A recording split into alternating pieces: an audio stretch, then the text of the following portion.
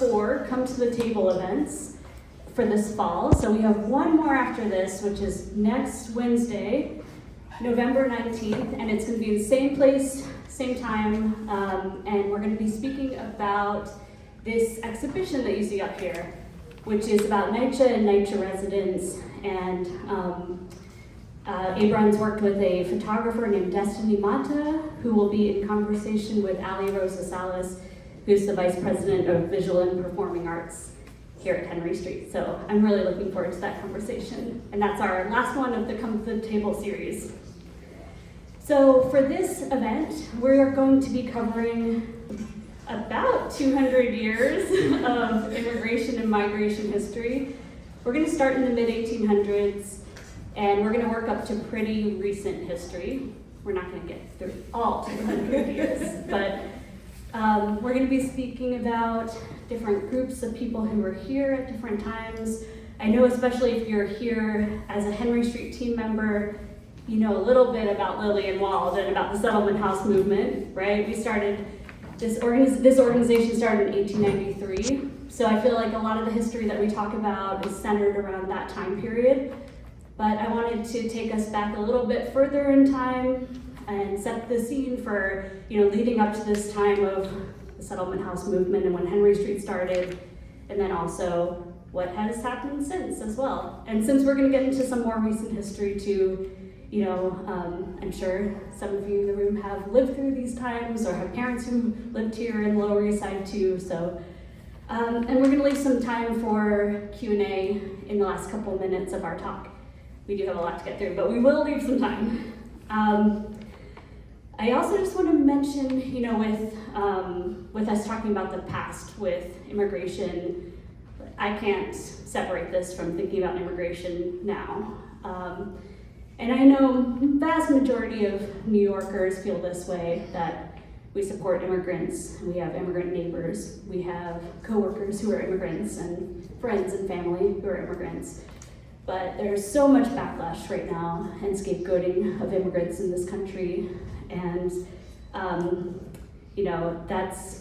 I think that's not what New Yorkers stand for. And just wanted to mention that, that's kind of like where we're coming from with this conversation, is thinking about the contributions of immigrants to the city and how immigrants have helped build the city and make it what we love about New York, right? So, thank you. I'm gonna turn it to Kat for a minute. Can you tell us a bit about the Tenement Museum and tell us about yourself? Sure. And your role there and some of the tours? Of course. Hi, everyone.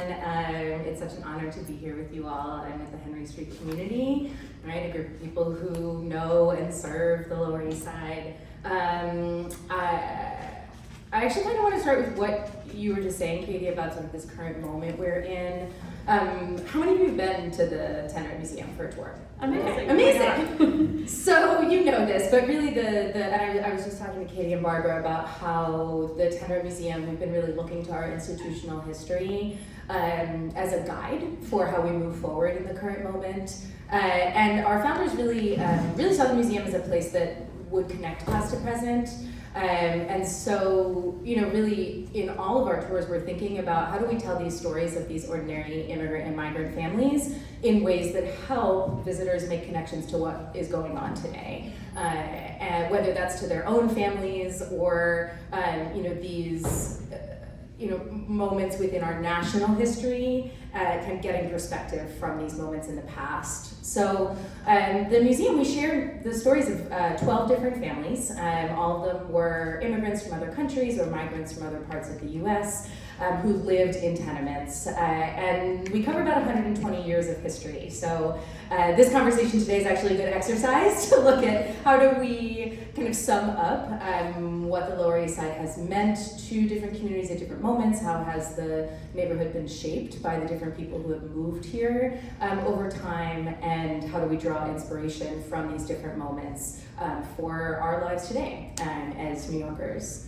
I don't think you need to know anything about me as addition, but Well, tell us how you worked at. I was like, what part of that did I forget? And it's about me, but if you have questions, I'm happy to chat after. Well, tell us how you've worked with Henry Street? Oh, of course. Yeah. So we worked with Henry Street, I think primarily through our program for English language learners. We run a program called Shared Journeys that we've actually had since the very beginning of the museum's history. Like even before we had tours, we had this program for English language classes to come to the museum and connect their experiences as immigrants to the experiences of immigrants in the past.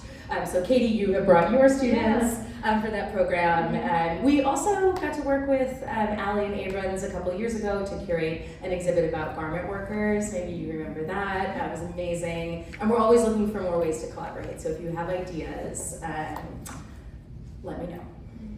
Thank you. Oh, and I meant to say, I've known Kat a long time because I used to work at the Tenement Museum. Yes. So that is, full disclosure as well. Yes. Well, okay, so we're going to be starting in the mid-1800s for our conversation.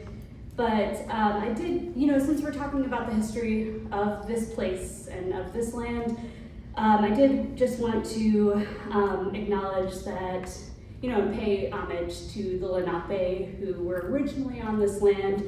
And I wanted to start with a land acknowledgement that was developed by Henry Street and Abrams Art Center and the Lenape Center. So before we begin, let us take a moment to recognize that we are situated in the Lenape homeland, formerly known as Lenape-Hoking. We pay respect to the Lenape peoples, past, present, and future, and their continuing presence in the homeland and throughout the Lenape diaspora. And we offer our care and our gratitude to the land, water, and air of Lenape-Hoking. Okay, so we are going to be starting our timeline in the mid-1800s. So as I mentioned before, this is a time before Henry Street started, right? Henry Street started in 1893. And we're going to get into that time period too. That was the time of mass immigration to New York, settlement house movement, right? But let's talk a little bit about the communities that were here in the decades prior to Henry Street starting. The main immigrant groups who were coming from the German states and from Ireland and from China. Before we even talk about the Lower East Side, can you tell us a little bit about what that process of coming to New York and entering New York would have been like for new immigrants? Of course. And so I like to sort of set the scene in 1855. This is the year that Castle Garden opens. Castle Garden is the immigration processing center before Ellis Island opens. Ellis Island will open in 1894. And 1855 is also the first year that New York becomes an immigrant city. 51% of New Yorkers are immigrants, starting in 1855, right? Which today it's like 30%. So many more New Yorkers, were immigrants, at least proportionally. And I think too, just to connect to kind of where we started this, right? It's like by 1855, there were over 200 years of colonization, non-indigenous people coming to this land. And so when we talk about immigration and migration, right, it is also important to think about, like by 1855, part of that migration story is forced migration and displacement of Lenape people from this land. So that people arriving to Castle Garden in 1855, would probably not have encountered any indigenous people in the first neighborhoods where they settled. And that the US was really recruiting immigrants in this period, right? That we needed workers. 1855, there are of course still enslaved people in the United States, still enslaved people actually in New Jersey. New Jersey was the last state to abolish slavery. This doesn't happen until 1865. And so the US needs workers, and that the people arriving through Castle Garden are coming for work opportunities. Mm-hmm. And you don't really need much, there's not much processing at Castle Garden. That it's relatively easy, there aren't any national immigration laws, immigration is regulated by the states, and so it's mostly German and Irish immigrants who are coming in through Castle Garden and then settling in Lower Manhattan. So why are people coming to the Lower East Side in particular?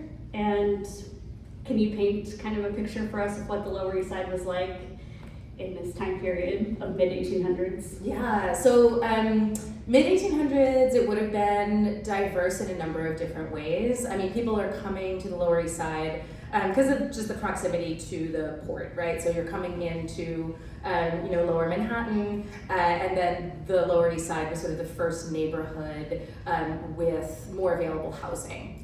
By the 1860s, tenements are not yet the dominant form of housing in the Lower East Side, but they're becoming it. So if you think about like Henry Street's headquarters building, the 1830s row house, that's what the first type of housing would have been starting in the 1820s. 1860s, it's pretty mixed, right?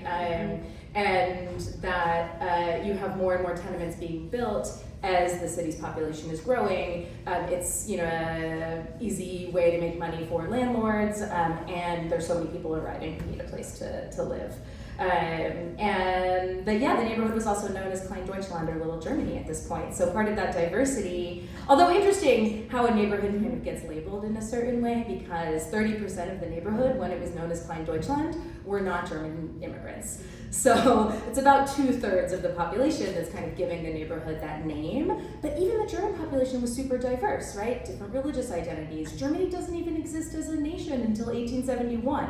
So people are coming from Bavaria, Prussia, Saxony, coming to New York and trying to figure out, like, wait, people see us as German. Like, what does it mean to be German? And what does it mean to be German in the US? Which, of course, will then be a recurring question for basically every immigrant group who comes here of like, what does it mean to be who we are in this new place? So you, at the museum, there's at least 4 tours from this time period, right? You highlight German families, an Irish family, and then also your newest tour that just opened about 2 years ago. It's called the Union of Hope Tour, that features the Moors, a Black family who lived in Lower Manhattan in the 1860s.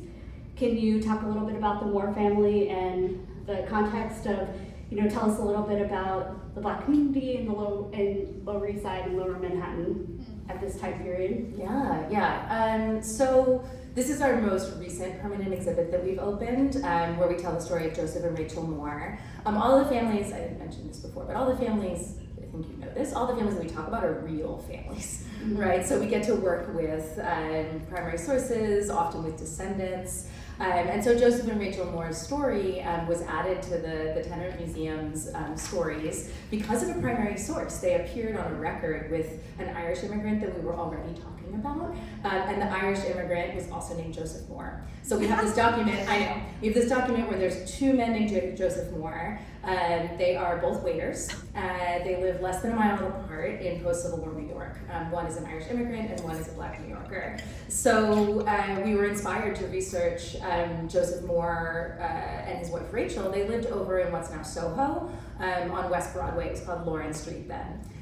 So we researched their lives, found that they were both migrants. Rachel came from Kingston, New York, grew up on a farm. Joseph came from rural New Jersey and moved to New York in the 1840s and 50s. And so now we're able to explore Black migration in the mid-19th century. Not only are we able to understand kind of Black life and the Black communities in Lower Manhattan, Black New Yorkers were about, actually less than 10% of the city by the 1860s and have been declining since the 1840s. But New York City was still the largest free Black community in the nation, right? So we're able to explore that dynamic and how Joseph and Rachel, probably would have known about, things like Black newspapers that were founded in New York City, or Black theaters, churches, right? Things that would have drawn them there. And then also, of course, we get to talk about kind of the push factors, right? What is making people leave these places that they are from, whether that's New Jersey, or we have a lot of people of African descent who are coming up from the South, escaping slavery, and also Black immigrants from the Caribbean who are coming to New York at this time. So we're able to talk about the diversity of the Black community in this period and look at community structures, infrastructure, mutual aid societies, how people are navigating life, both before emancipation and then after and in the wake of the end of the Civil War. So it's been this really rich period to then be able to revisit the 1860s and think about what does it mean to tell a German story, an Irish story, a Black story, a German Jewish story, tell all of those stories in the same time period when all of these people are arriving to the city that then they're sharing with each other, right? And how are they understanding one another's perspectives? So I found the 1860s to be a really rich decade for revisiting to sort of understand our current moment and some of the questions that have been coming up for us now. Yeah, and I think that's a really good reminder too of, even though you said the neighborhood at this time period was known as Klein Deutschland, that, I think the Lower East Side is still like this now, it's not the story of one group who's here at a time, of course, right? It's always been such a diverse neighborhood in terms of national origin and where people are coming from. Absolutely. That it's always been layered, right, in that way. And it's interesting because Joseph and Rachel Moore, they didn't live at 97 Orchard Street, which is the main Tenement Museum building. And so we've had some people be like, well, why don't you tell the story, of a Black family who lived in the building? There was no one of African descent who ever lived in 97 Orchard Street. So even though that was part of the museum's initial vision, it took kind of changing our model to be able to tell this fuller story, but it did then lead us to look at census records and sort of see, okay, who is listed on the census with a racial identity of Black, who lives in what we know as the Lower East Side in 1870, and it's less than 1%. But then you can look at what the Black newspapers were saying about the census, and they're like, why do you take the census in June? Everyone is away in June working in Rhode Island or on ships, you're undercounting. So it's been really, it's been super interesting to see then how Black journalists were engaging with even the census as a mechanism and what that then was, how that was shaping people's views of who was in the city or who was in neighborhoods. So that's been really helpful for them thinking about not only the multiple perspectives within a neighborhood, but how to look at a source and see those gaps, right? What it might not be telling us. So definitely visit for the Union of Hope tour if you haven't yet. And there's also, again, I think 3 other tours that cover this time period. So, we're going to shift a little bit in our conversation to keep going in our timeline. But I know we're doing so well. I was like, it's got to be 12:45 by now. Okay. We're looking now at this time period when Henry Street was founded, right? So Henry Street was founded in 1893, and this is the time that we talk about of mass immigration to New York and to this country in general, city changing so rapidly, and our neighborhood changing. And the settlement houses were being set up to serve new immigrant communities in lots of different ways, helping people get jobs and having English classes, and here at Henry Street, free healthcare. But so, at this time, the Lower East Side was a predominantly Jewish neighborhood, and right around Henry Street, it was actually about 80% Jewish, mostly from Eastern Europe, so mostly Ashkenazi Jewish community. But we talk about history in terms of these time periods where this is now the period of the Jewish Lower East Side, right? We talked about Klein Deutschland, but that's not really the way it happens in real time, right? That's something we do retrospectively. So at this, I'm thinking about this time period where it's there are more and more Jewish immigrants coming to the Lower East Side. Still a lot of Germans here and Irish, right? So it's very, very, very diverse at this period too. Can you talk about some of the key ways that the Lower East Side was changing by the late 1800s, early 1900s when Henry Street was founded? Sure, and yeah, I think considering the 1880s in particular is such an interesting decade because so many things are changing with who lives in the Lower East Side or Lower Manhattan, both in terms of who is arriving in larger numbers, right? 1880s is when you start to have more people from the Russian Empire or Austro-Hungarian Empire, Eastern European Jewish immigrants come in, but the 1880s is also when the doors close on Chinese immigration, of course. works, right, with the 1882 Chinese Exclusion Act. So the federal government takes over regulation of immigration in 1882, and the first two pieces of legislation they put in place are to restrict immigration. So also I think important to remember is that while we tend to see this Ellis Island period as one of the highest immigration, right, we have 4 million Italian immigrants in 40 years, 2.5 Eastern European Jewish immigrants who come in this period. Most of those people first settle in Lower Manhattan. The doors are slowly closing, right, over those 4 decades. Mm-hmm. And, you know, in the neighborhood is starting to change then with, you know, new immigrants and the institutions that they're setting up and the housing, right? So more and more tenements. So that by 1900, 75% of people who live in Manhattan live in a tenement. So it's really like the predominant and shared housing experience, which then of course leads to some of these pieces that you know of, like Lillian Wald visiting families in tenements and seeing the conditions people were living in, because there's no regulation, right, or very little regulation, and really being motivated to then make change. And so, yeah, the Lower East Side would have totally transformed, like, linguistically, you know, in the way buildings look, yeah. The crowding. Crowded. Most crowded neighborhood at this time period. It, like, becomes a neighborhood of superlatives is often how I think about it, right? It's like, it's the largest Jewish city in the world if it would have been its own city. It's the most crowded neighborhood in the world. And like, there's nowhere in the United States today that is as densely populated as the Lower East Side was in 1900, 1910. So it can be hard to, like, imagine and kind of bring up. So that's something we often do on our tours, is like really invite us to kind of try to place ourselves in these moments.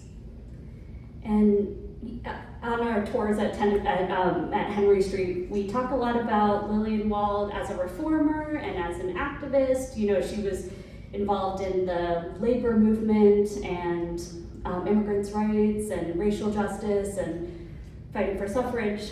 So on our tours, we kind of focus on, you know, her role and other reformers, but at this time period, the Lower East Side is bubbling over with political activity, and a lot of it's immigrant-led. And so I was wondering if you can talk a little bit about what are some of the main political movements that were going on, and what are people reacting against? Yeah, absolutely. And I always just wanted to, it's like, what are people talking about? And like, if I were to place myself in one moment in the neighborhood's history, I often think about sort of Strauss Square, which, like, we don't really call Strauss Square anymore, but maybe you can picture it's like just at the bottom of Seward Park. You've got that big building that used to be the headquarters of the Jewish Daily Forward, which was the largest Yiddish newspaper. You've got Wu's Wonton King, which used to be the Garden Cafeteria, which is like, if we had walked into the Garden Cafeteria in like 1910, we would have been surrounded by conversations about, it's interesting, of course, we've been talking a lot about this term socialism and like what it means to us today, and then what it meant to people then, because like what it meant to people then was like very basic things that we kind of assumed to be part of American life, although of course now that is again in question, some of these things, but people were debating and discussing, like, how do we have safe working conditions? How do you have enough money to pay your rent, right? How can we become part of the political process in this country? And then also, like, questions of how do you be Jewish in the United States? What do you do if you have to work on the Sabbath in order to pay your rent? If you came here for both religious freedom and economic freedom, why don't you have either of those things? And how do you, I hear some mms, right? It's like how, and we often see it's like these immigrant communities are holding America to its ideals and saying, like, no, this is what we think this country is supposed to be. Why is it not like that? How can we make it like that? And so, really, like, workers' rights, looking to trade unionism as inspiration for organizing, going on strike, going on rent strike. One of our favorite stories is the 1902 kosher meat boycott, where trying to think how many thousand, or if I even know this, many thousands of women boycotted kosher butchers because the price of meat had increased by 50%. basically overnight. And I mean, certainly we've spent so much of the last couple of years talking about cost of living, cost of food, and to see like these housewives, quote unquote, basically say like we can't vote, right? We can't become citizens, but we can use our power as consumers to withhold our money and try to push for change. And so that kosher meat boycott is a story we talk about on one of our tours that I think really helps shine a light on how like it wasn't just people who called themselves socialists or anarchists who were pushing for change. It was, a 39-year-old mother of 6 who can't afford to feed her family and actually isn't working for wages, right? Her husband is the one making the money. She's the one in control of the budget. They don't have enough money for the landlord, right? She's the one kind of looking to the labor movement to be like, I can have some power in this situation too. I could probably keep going on that question for a long time, but I'm going to stop there. There's so much to talk about with that. It's like, it's right at this period too that you're getting these large scale garment factories that You're seeing all these workers in the same space at the same time and drawing together and drawing inspiration from each other and sharing ideas and exactly. And that like the people in those factories, like they're teenagers, right? They're 16, 17 years old, organizing and really then like pushing for change. So we're talking right now about, 1880s to the 1920s. That's what we talk about as the period of mass immigration to New York and to the Lower East Side. But, why 1920s? Why does this period end at this point? And it's actually not arbitrary. There was this federal immigration law that was passed in 1924 called the Johnson-Reed Act that ended this period of mass immigration, and it's a federal law, but it had a direct impact on the Lower East Side. So can you outline this law for us and talk about the impact on this neighborhood directly? Sure. We've been thinking about this law a lot. I mean, last year was the 100th anniversary of this law, and it is the most major restriction that the United States government puts in place on immigration. And like you said, sort of sets in motion what we tend to associate more with the Lower East Side of like the 1950s, 60s, where there's a lot of vacant buildings, that there's this sort of like removal of services. Like that sort of starts in the 1920s because this law means that there are fewer immigrants arriving in the neighborhood. So the Johnson-Reed Act was basically a quota system that allotted a certain number of visas every year for people. They framed it around national origin, but the categories had racial underpinnings. So national origin was really tied to people's understanding of race in the 1920s. And so, for example, there are like 40,000 visas allotted per year for people from Germany, and then 6,000 visas allotted for people from Italy. So it really prioritizes Northern and Western Europeans and really reduces the number of, there had been like, I think 200,000 Italian immigrants who had come in to the United States in 1923. So right? You're like 6,000 visas, that's gonna get used up very, very quickly. So really restricting Southern and Eastern European immigrants and then completely cutting off all Asian immigration. So not just from China, but from basically all the way over to like modern Afghanistan. And that basically those restrictions remain in place until the 1960s. And so that drastically changes the Lower East Side, but New York, right? Because Italian and Jewish immigrants were still the ones who were primarily arriving here. And that also coincides with the early kind of seeds of Puerto Rican and African American migration, right?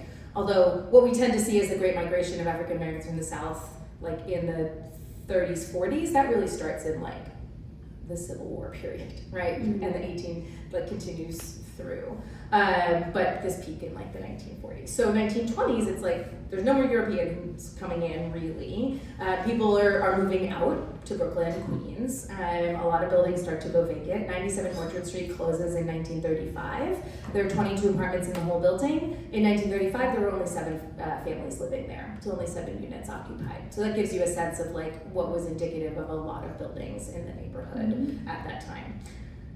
Yeah, so this you're getting into, I was gonna ask, like, these decades right after the Johnson-Reed Act, can you talk a little bit more about like housing and work at this point in the Lower East Side, and also you mentioned the start of Puerto Rican migration and start of a large Spanish-speaking community in this neighborhood. I know you feature a Puerto Rican family on one of the tours. So can you speak a little bit more about some of those aspects? Definitely, although I forgot one thing about the Johnson-Reed Act, so I'm going to go back to that for just a moment. Because the other really important piece of it is that basically that creates this status of being undocumented, right? Because if you don't have one of those visas, it doesn't mean you're just going to stay in Italy, right? So at the museum we talk about the Baldizzi family, where the dad came in 1923 and the mom came in 1925, but she used someone else's passport, so didn't have one of those official visas and was like what we would understand today as undocumented. But that category really like comes about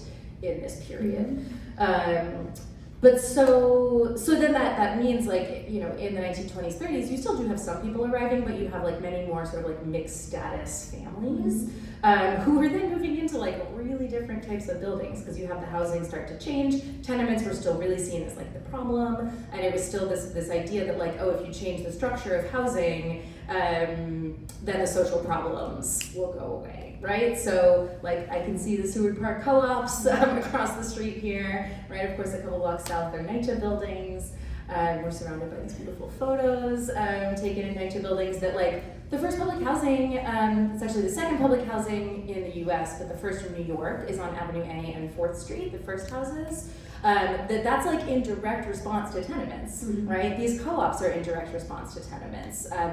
This eventually, of course, leads to this sense of like urban renewal and like whole swaths of blocks of tenements being torn down, which then means that a lot of the people who are displaced, like that urban renewal is starting to happen in the 1950s. So like the people who were displaced to build these co-ops, a lot of those people were Puerto Rican migrants who had started to come to the city and the neighborhood in large numbers in the 1940s.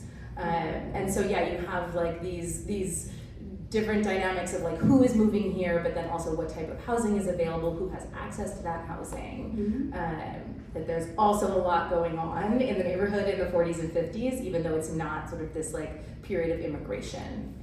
So immigration really halts with this Johnson-Reed Act, but Puerto Ricans are able to migrate to New York.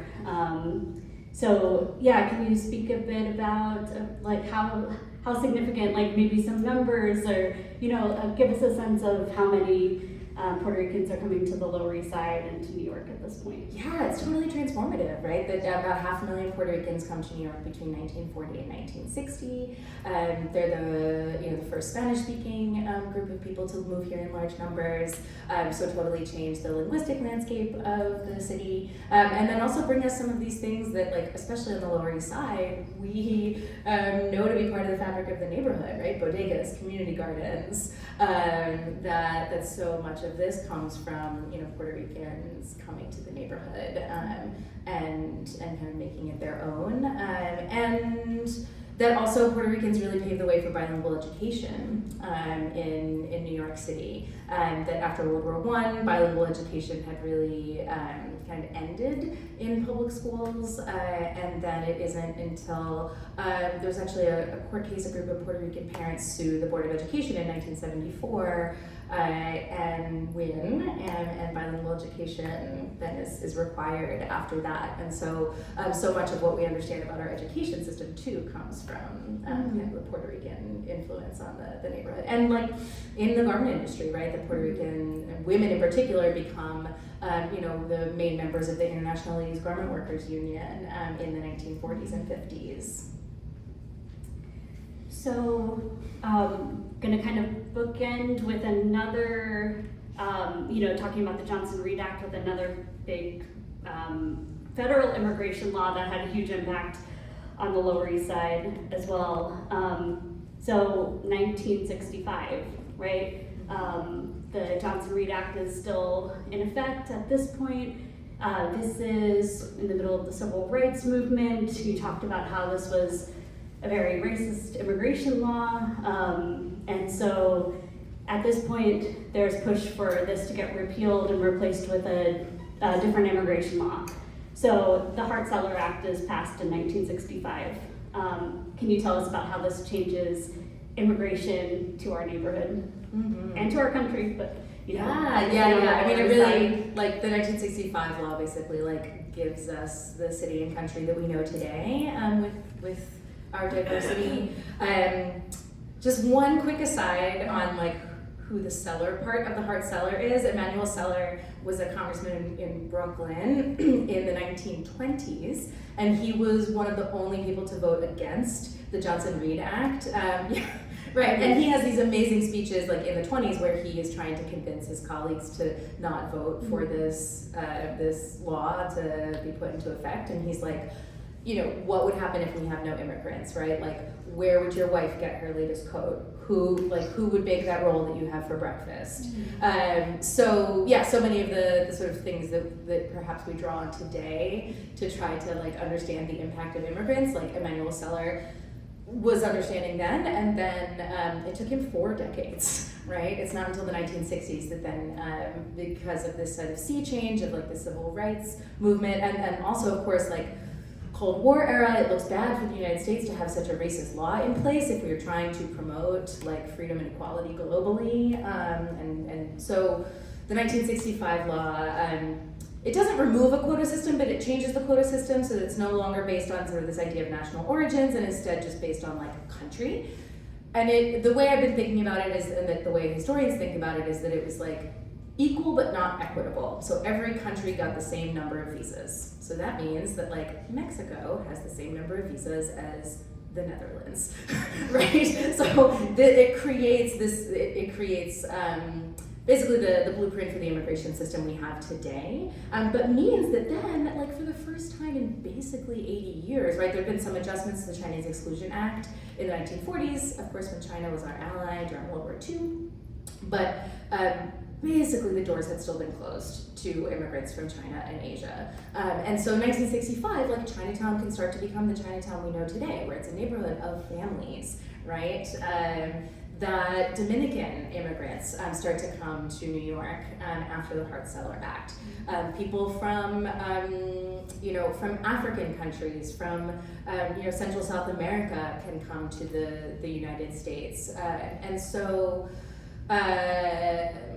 transforms the country demographically, but then also in terms of, like, who comes here and what kind of education levels or jobs. The Hart-Celler Act creates, like, professional visas and also prioritizes family reunification. And so, family of U.S. citizens can come here much more easily, and then also people who, are, and maybe you're familiar with, like, the exceptional persons visa, things like that comes from the Hart-Celler Act. Mm-hmm. And so you mentioned the law of 1882 with the Chinese Exclusion Act, but Chinatown had already existed before then, right? It's one of the oldest neighborhoods in Manhattan. And then, so as you mentioned, after this 1965 period, when that law is fully repealed, it gets a lot bigger, and kind of Chinatown does, and becomes kind of part of the Lower East Side in the way it is now. Mm-hmm. And also the Brooklyn and Queens Chinatowns are established at that point too. Yeah, right, absolutely, right, where now, we get to say to visitors, it's like, oh, New York has 4 Chinatowns.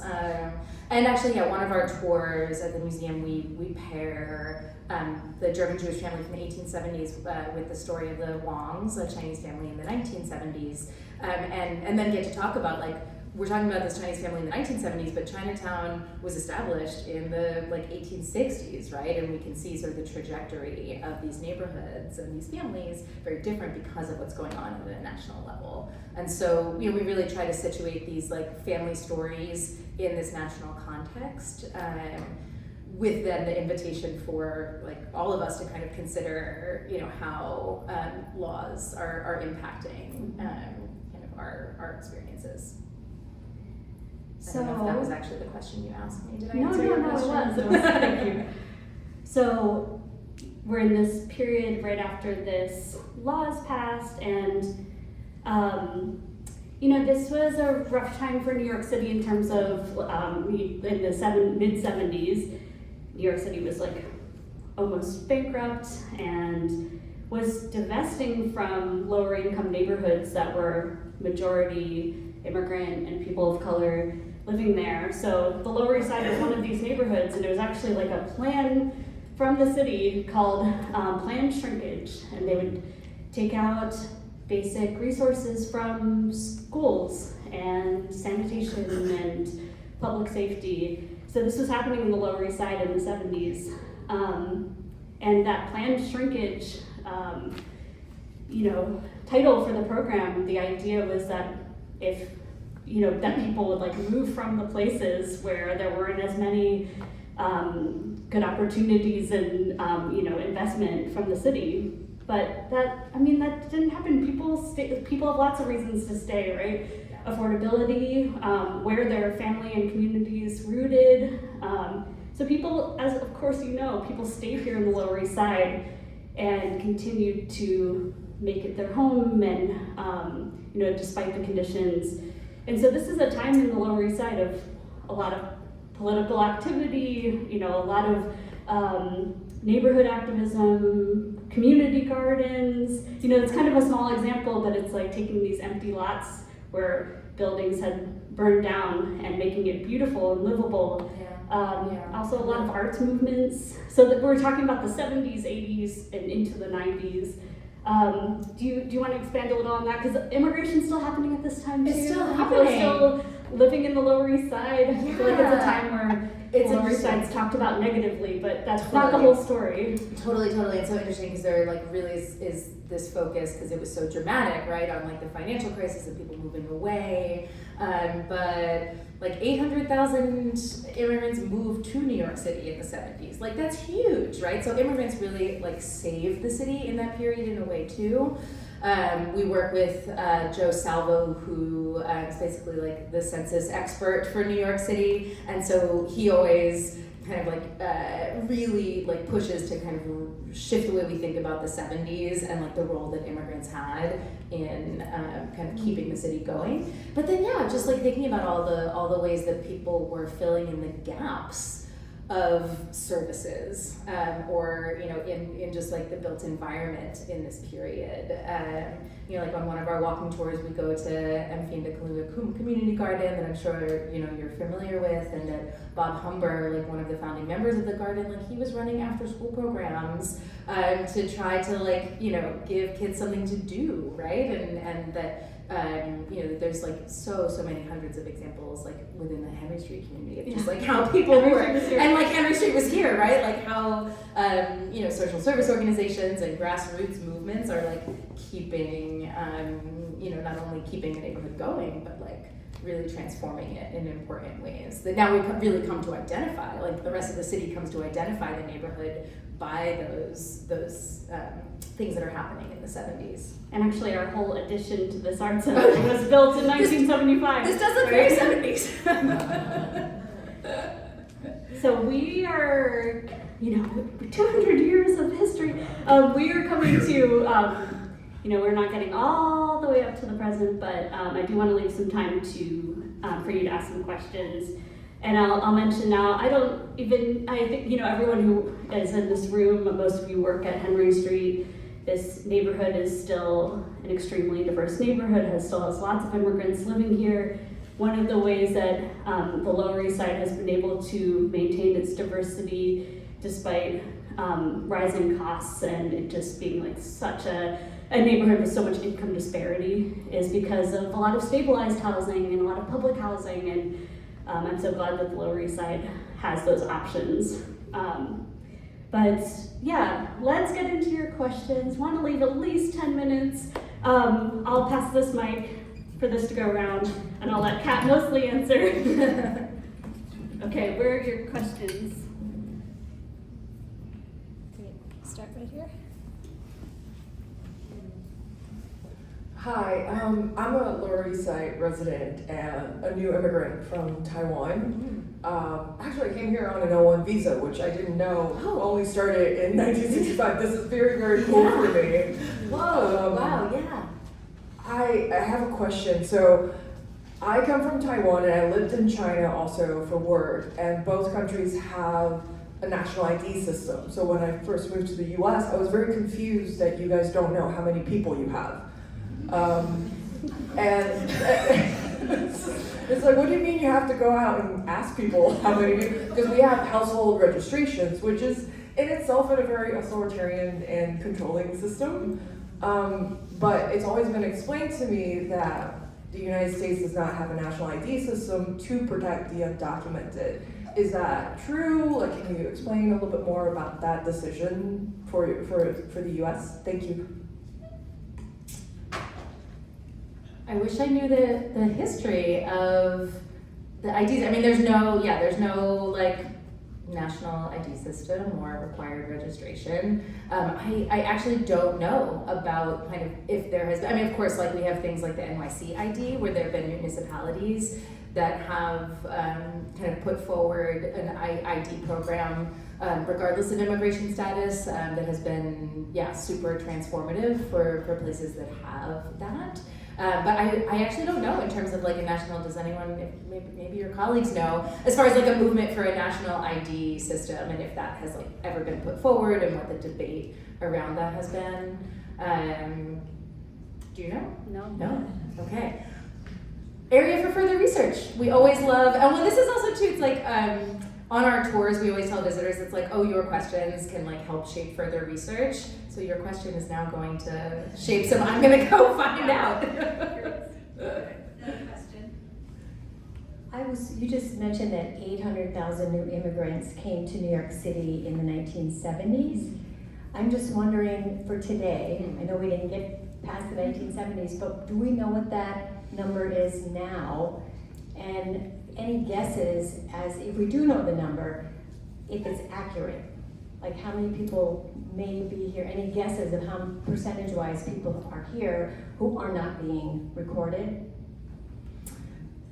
Goodness, you guys are just asking the questions that I don't know the answer to. I mean, we don't know the number because we don't have any mechanism to measure that as far as like who is moving here. I mean, demographers try through, of course, like the American Community Survey, that's the follow-up to the census, to try to understand, you know, like how many people are born in another country, where are they born, but as far as the level of like who is arriving every year, I mean, Department of City Planning like tries to predict and like shift and make recommendations based on like what they think, but I have not heard a number of like how many people moved here in 2023.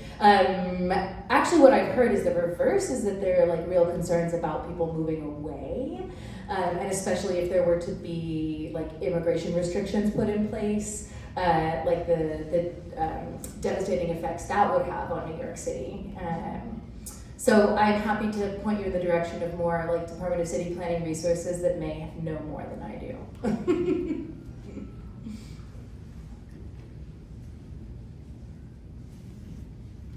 Hi, thanks for tackling this big subject. Yeah. It's really fascinating. I was wondering, what would it look like for an immigrant arriving in New York City before Castle Garden opened? I know it was a really maritime city with sort of docks everywhere, but was there any kind of notation or? Yeah, well, I mean, there were ship manifests, so it's like you would know who was on the ship, but then it's like they wouldn't really do anything with that. I mean, the two restrictions that, well, I guess first thing, before there was Castle Garden, it's like you would basically just arrive to whatever port your your ship went to. So it was really chaotic. And then Castle Garden was actually created to try to kind of protect immigrants from being taken advantage of by people who would like meet the ships upon arrival and offer things that then they weren't providing. And so Castle Garden was to centralize and provide some structure and protection. But then just although there were no national immigration laws, there were some kind of state level restrictions on like you couldn't be a public charge or a criminal. So there are, so, I mean, it was spotted, it wasn't enforced like, as you can imagine, it would be very, very difficult to enforce. But in some cases, they are using, like state officials are using ship manifests to deport people because of, you know, basically they're too poor or they're considered to be a criminal. So there's an amazing book, goodness, I don't remember what the author's name is, but I can send it to Katie and she can send it around on Irish immigrants being deported in the 1850s and 60s, like because of kind of the public charge clause. And so yeah, really interesting because again, it's like, it's always more complicated than like any of the blanket statements that I've given you where it's like, there's no immigration restriction, but actually there's a little bit of state level restriction that is operating in these important ways. I'll ask a super quick question if there's time. Sure. First of all, I've just learned more in the last hour than I've learned in a lot of hours in Oh, my life, so thank amazing. you for that. Yay! Yeah, really appreciate this. So just kind of toggling on the question, kind of comparing immigration in the 70s to today. Yeah. So we know that the border's been closed by the current administration. We know that the number of refugees allowed in have shrunk.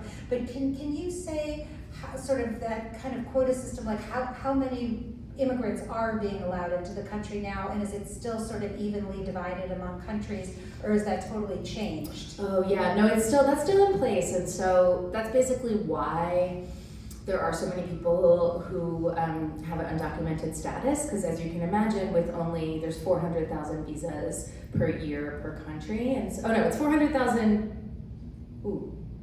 I think it is, do you remember this? I think it's per year per country, but like Mexico, India, China, like that quota gets filled up like very, very quickly. And so what that means is that like you'll often hear people be like, oh, well, people should just do it the right way. Like the right way to wait for a visa to come from Mexico is like 25 years, right? You're like, that is not a realistic expectation. And so that, and that is still like the impact of us basically not having changed the immigration system in any meaningful way since 1965, right? Like there were some shifts in the 80s and 90s, but yeah, there's been like no wholesale. And so that is very much in place. I will say too though, like the border being closed, it's like most people fly here. So it's like the border being closed is also, it's like there are still people arriving.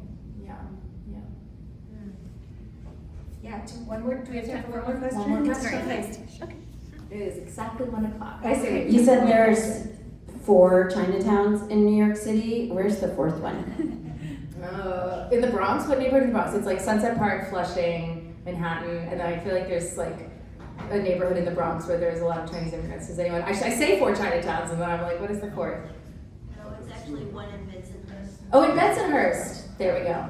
Thank you. Thank you very much. Thank you, Harper. Yeah. Okay. Well, everyone, thank you so much for joining today. I'm so glad that you were able to come. Thank you, Kat, for Thank joining you all us. so much. This was really, such an honor. Thank you so much, Katie, for inviting me. We'll do more come to the collaborations museum. with the museum, head to the Tenement Museum. How many tours do you have again? We have like 8 different tours of different apartments. And yeah, like my contact info is up there. Katie, you can feel free to share out my email. Just write to me if you want to come. I'm always happy. We're always happy to offer tickets for folks in the neighborhood, for Henry Street staff. So just come visit us. Thank you. Have a good day, everyone. Thanks, everyone.